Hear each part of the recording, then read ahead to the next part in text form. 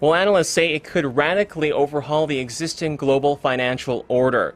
The BRICS nations are forging a multi-billion-dollar alliance, agreeing to establish a development bank that they hope will rival Western-dominated institutions. Other stories, the leaders of the BRICS group of emerging economic powers have agreed to set up a new development bank with an initial capitalization of $100 billion US. What kind of impact is this agreement going to have? The leaders of the 5 BRICS nations have signed a deal to launch a $100 billion US development bank and a currency reserve pool with the aim of challenging Western-dominated institutions like the World Bank and the International Monetary Fund. Did you know the World Bank has never had a non-American president? That's right, it's been red, white, and blue all the way since 1944. Meanwhile, the IMF's top dog has always been European. Talk about a stacked deck. The new development bank, announced at the 6th BRICS Summit in Fortaleza, Brazil on Tuesday, will fund infrastructure projects in the founding members, Brazil, Russia, India, China, and South Africa, as well as other developing nations. This will not only help increase the voice of BRICS nations in terms of international finance, but more importantly will bring benefits to all the people in the BRICS countries and for all people in developing countries.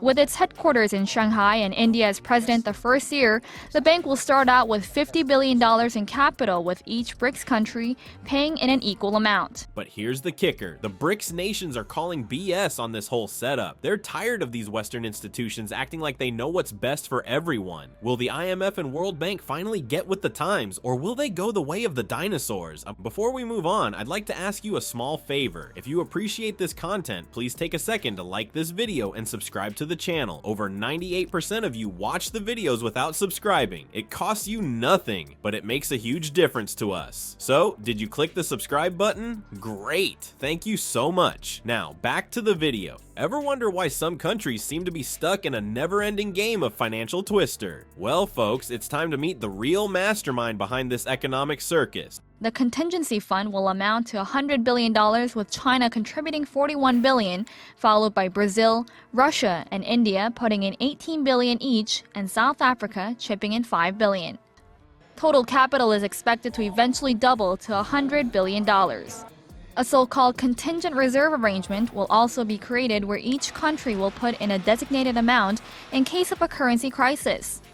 BRICS represents about 42% of the world's population and accounts for roughly 1/5 of the world economy. The launch of the institution is being seen as a landmark achievement, as the 5 countries started summit talks in 2009. The International Monetary Fund, or as I like to call them, the I Make Fools Club. Picture the IMF as that annoying kid on the playground who always makes up the rules. You know the type. They've got a shiny new ball, so suddenly they're the boss of recess. But what happens when those rules leave entire countries face down in the sandbox, crying for their economic mommies? Let's take a little trip down memory lane to Nigeria in the 1980s. Spoiler alert, it wasn't exactly a financial fairy tale. The IMF swooped in like a superhero, promising to save the day with their magical money wand. But plot twist, they were more like a supervillain in a cheap suit. See, Nigeria was having a bit of a rough patch. Oil prices had taken a nosedive faster than Trump's approval ratings, and the country was in a pickle. Enter the IMF stage left with their brilliant plan, structural adjustment. Sounds fancy, right? Well, it was about as helpful as a chocolate teapot in the Sahara. The IMF's grand scheme included slashing government spending, opening up markets, and devaluing the currency. In other words, they told Nigeria to tighten its belt so hard it could barely breathe. The result? Prices shot up faster than Trump's ego after a rally. Nigerians weren't too thrilled about suddenly not being able to afford, food and stuff, so they did what any sensible people would do. They took to the streets. There were protests, riots, and probably a few strongly worded letters to the IMF's complaint department. But here's the kicker. The IMF's help left Nigeria with an economic hangover that would make even the wildest Vegas weekend look tame. The country's debt ballooned, poverty skyrocketed, and the economy went into a tailspin that lasted for years. It's like the IMF handed Nigeria a financial grenade, pulled the pin, and then acted surprised when everything went boom. Alright folks, it's time to meet the new gang that's making the IMF sweat more than Trump in a spelling bee. Say hello to BRICS, the cool kids table of the global economy. These countries aren't just hanging out for the snacks, they've got a bone to pick with the Western financial bigwigs. So why are these nations suddenly besties? Well, it turns out they're all sick and tired of being pushed around by the IMF and World Bank. It's like they finally realized they don't need to keep playing dodgeball with the bullies, they can start their own game. Let's take a trip down memory lane to 2015. While the rest of us were busy arguing about whether that dress was blue or gold, BRICS was plotting a financial revolution. They decided to create their own clubhouse where the IMF isn't allowed. No I Make Fools members permitted. Now, you might be thinking, but why are they so mad at the IMF?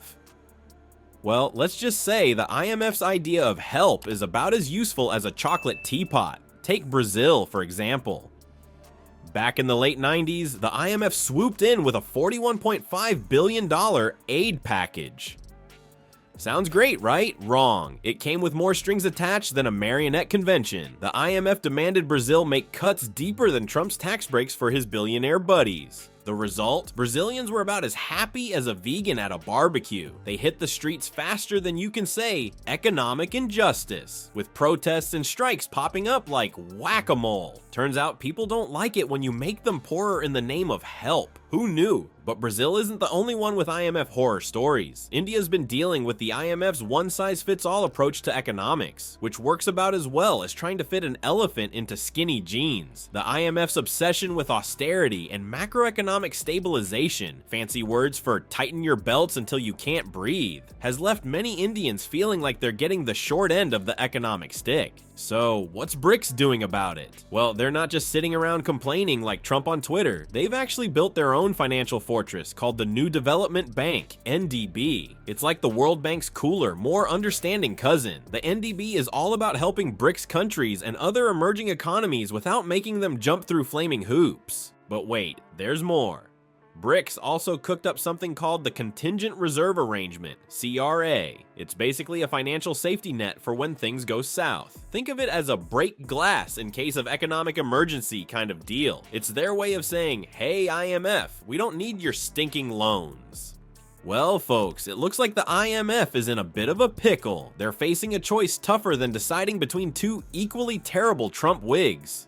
Change or become about as useful as a chocolate teapot. The BRICS nations are shaking things up faster than you can say KFF, and the IMF's looking as outdated as dial-up internet. But here's the million-dollar question. Are we gonna see a financial world where the West isn't always the big cheese? It's like watching a reality show where the underdogs might actually win for once. Maybe it's time for the IMF to take a page from BRICS' book, or at least stop hogging all the financial toys like a toddler at playtime.